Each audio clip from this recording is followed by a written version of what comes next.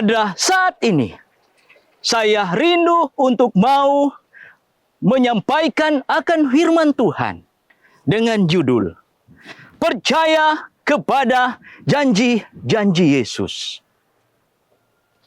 Diceritakan ada seorang pemuda yang rindu untuk mau bertemu dengan sang putri. Dia mengharapkan, dia merindukan agar supaya bisa dengan segera untuk bertemu dengan sang kekasihnya. Pada keesokan harinya, pagi yang cerah itu, dengan harapan dan penantian, sang pemuda ini, dia akan segera berjumpa dengan sang kekasihnya. Ketika sang putri ini telah tiba di tepi pantai, sang pemuda ini, dia langsung menyambut dengan mengatakan, "Kekasihku, betapa hatiku rindu kepadamu." Saudara-saudara yang kekasih di dalam Tuhan, sebagai umat-umat Kristen, kita harus selalu percaya kepada janji-janji Yesus.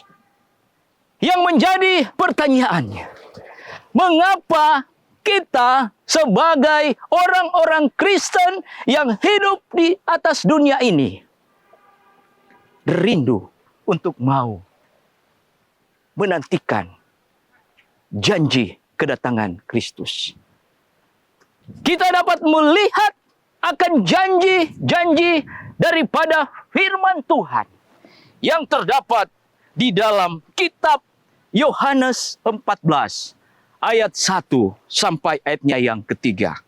Kita harus percaya kepada janji-janji Yesus dengan melihat akan janji-janji Yesus yang terdapat di dalam kitab Yohanes pasalnya yang ke-14 ayat 1. Yang pertama adalah kita harus percaya kepada Yesus. Mengapa kita harus percaya kepada Yesus? Karena seringkali kita tidak percaya kepada Yesus. Kita ragu, bimbang, dan akhirnya menolak Yesus. Saudara yang kekasih di dalam Tuhan, kita melihat ada seorang anak yang masih kecil.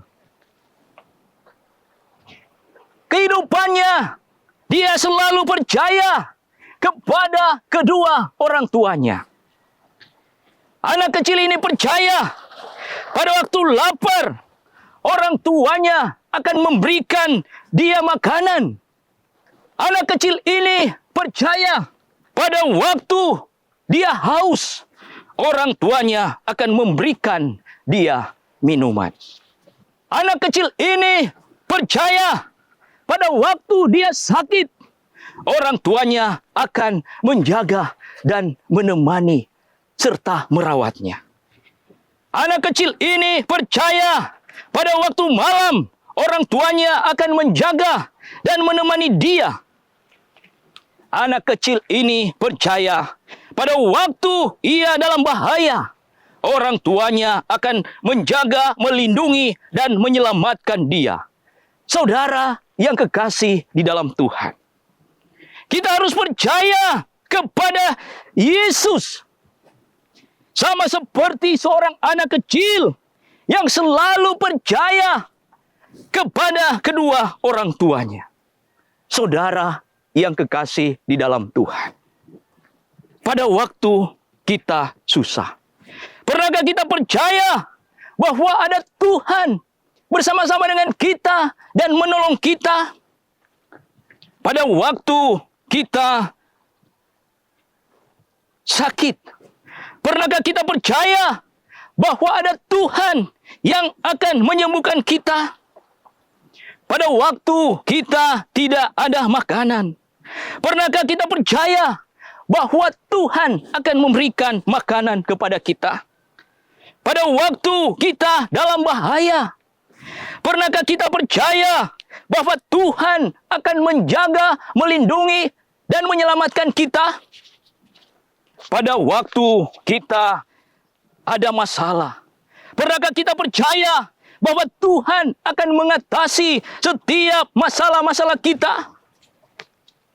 Bapak, Ibu, Saudara, Saudari, kalau kita belum 100% menggantungkan akan kehidupan kita kepada Tuhan, maka Tuhan Yesus berkata, jadilah seperti seorang anak yang masih kecil, yang selalu menggantungkan kehidupannya kepada kedua orang tuanya. Bapak, Ibu, Saudara-saudara yang dikasihi dan diberkati oleh Tuhan, kita harus percaya kepada janji-janji Yesus. Dengan melihat akan janji yang kedua adalah percaya bahwa Yesus menyediakan tempat bagi kita di dalam kerajaan surga. Saudara, Yesus telah menyediakan tempat yang indah bagi kita semua, yaitu kerajaan surga. Tetapi, tahukah saudara, bahwa kerajaan surga hanyalah dari milik orang-orang yang telah dibenarkan oleh Allah? Mungkin kita menjadi bangga, menjadi warga negara Indonesia. Tetapi kita harus menjadi bangga ketika kita menjadi warga negara kerajaan surga. Kita harus percaya bahwa kita akan mendapatkan pembenaran dari Allah ketika kita selalu yakin dan percaya bahwa Tuhan telah menyediakan tempat bagi kita, yaitu kerajaan surga. Karena tempat kita yang sebenarnya, yaitu ada di dalam kerajaan surga. Tempat kita di atas dunia ini adalah tempat yang sementara waktu. Tetapi percaya pada janji Tuhan, di mana Dia telah menyediakan suatu tempat yang indah, yaitu kerajaan surga. Untuk mendapatkan pembenaran dari Allah, maka satu-satunya kita harus bertobat dari segala kesalahan, pelanggaran, dan dosa-dosa kita. Karena firman Tuhan berkata di dalam Kisah 3 ayat 19, karena itu sadarlah dan bertobatlah supaya dosamu dihapuskan.